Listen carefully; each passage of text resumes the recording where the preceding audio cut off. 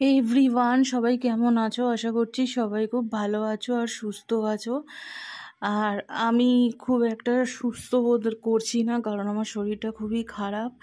প্রচণ্ড মাথা ব্যথা, মাথা ঘুরছে, চোখে প্রচণ্ড পাওয়ার বেড়েছে এবং মাথায় হয়তো ঠান্ডা লেগে গেছে, আমি বুঝতে পারছি না।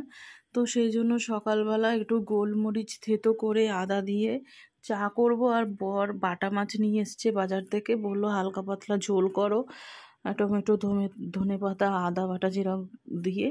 তো আমি বললাম যে ঠিক আছে। আমার শরীরটা কালকে সন্ধেবেলা থেকেই খারাপ করেছে, তো আমি সেই জন্য খুবই শরীরটা যেহেতু খারাপ, আমি কালকে তো ভাত ফাত কিছু খাইনি, ঘুমিয়ে পড়েছিলাম। তো এই যে ভ্যাপার নিচ্ছি, তো আমার ভ্যাপারের মেশিন আছে কিন্তু আমি ওটা চালাতে পারছি না। যাই হোক, ওটা আমার বাবার দিয়েছিল, বাবার থেকে জেনে নিতে হবে কিভাবে করতে হয়। তো আপাতত আমি গরম জল, এটা আমার হাজবেন্ডই বানিয়ে দিয়েছিল, গরম জলের মধ্যে একটা ক্যাপসুল দিয়ে তারপর আমি ভ্যাপারটা নিচ্ছি। আর এদিকে রান্না করব বাটা মাছের ঝোল, তার জন্য আলু, তারপরে ধনেপাতা টমেটো সব কেটে নিয়েছি। এটা একেবারেই পেঁয়াজ রসুন ছাড়া, আমি জ্যান্ত মাছ যেরকমভাবে হয়। তো আমি মাছের মধ্যে নুন হলুদ মাখিয়ে নিয়েছি। নুনটা ভালো করে মাখিয়ে নিয়ে তারপরে কড়াইতে তেল দেব, তেলটা একদম ধোয়া ওটা গরম হবে, নাহলে মাছ লেগে যেতে পারে। তো ধোয়া ওটা গরম হওয়ার পর আমি মাছগুলো একটা একটা করে ভেজে নেব। প্রথমে দুটো ভেজে দিই, তারপর আরও দুটো ভেজেছি, এরকমভাবেই ভাজতে হবে। কিছু করার নেই, যেহেতু আমার শরীরটা ভালো নেই, কোনো রকমভাবে রান্নাটা করছি। শরীরটা খুবই খারাপ, না করলেই নয়, এই জন্যই রান্না করেছি।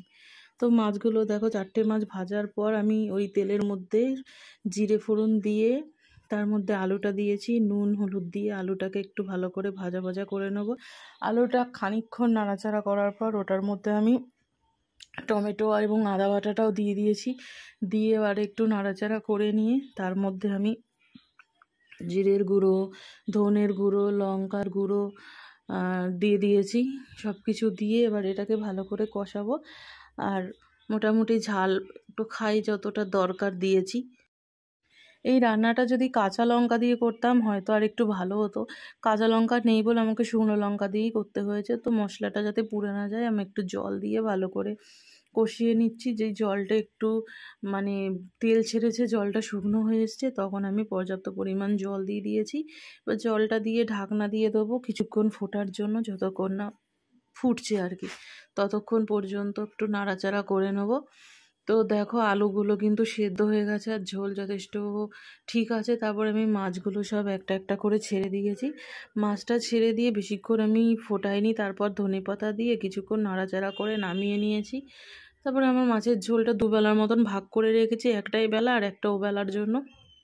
এরমভাবে রাখলে ঘাটাঘাটি হয় না। তো এটা হচ্ছে এবেলার, আগাকে যেটা দেখালাম ওটা ওবেলার। তারপরে আমার ভাতও বসিয়ে দিয়েছি। ভাতটা এবার হয়ে যাক, যতক্ষণ না হচ্ছে।